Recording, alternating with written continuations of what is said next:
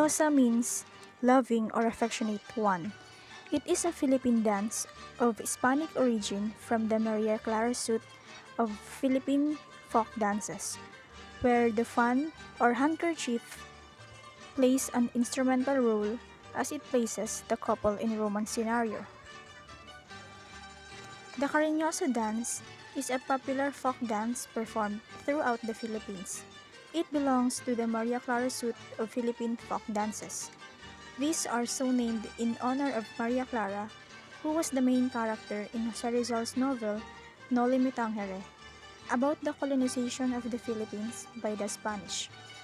In it, Maria Clara is portrayed as a noble and loyal woman, who after the publication of the novel in the 19th century, became the female symbol of virtue for Filipino women.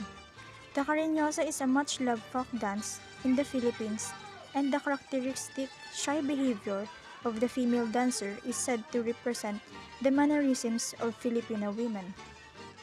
During the Marcos regime, the Cariñosa was named the national dance of the Philippines. To this day, school textbooks still claim this. However, the Philippine government maintains it is another dance called tinikling, which is a native dance. Today, the Cariñosa is performed at social gatherings and festivities. Costumes used in the Cariñosa. Initially, a Maria Clara gown and barong Tagalog. A formal shirt was used as costumes for this dance style.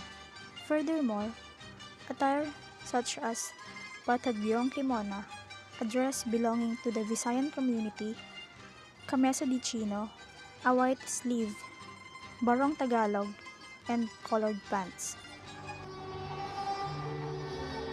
Female Cariñosa dancers often use fans. If you're the female dancer, you open your fan by giving it a firm shake. Once it is open, simply fan yourself to the music, matching each downward movement of the fan with one beat in the 3-beat bar. The handkerchief hide and seek is a key element of Cariñosa.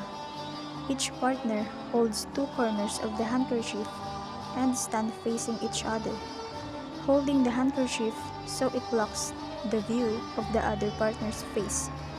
On the first beat of the 3-beat bar musical bar, both partners lean to the right side and pick at each other around the handkerchief.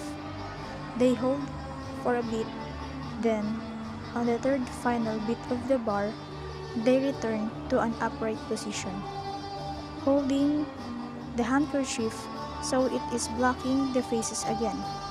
On the first beat of the next bar, the partners flip the handkerchief while still holding it. So if one partner had been looking at the top two corners, he is now holding the bottom two corners, or vice versa. As they do so, they lean to the side and pick at the other partner around the handkerchief again. This series, these movements continues for 6 bars in total. For the last 2 bars of the 8-bar section, the partners switch places by waltzing around each other while still holding the handkerchief. This entire sequence repeats. The hide-and-seek sequence can be performed with a fan instead of handkerchief. The female dancers of the Cariñosa pair holds her skirt with one or both hands, pinching the fabric of the skirt with the thumb and forefinger at the side at about mid-thigh level.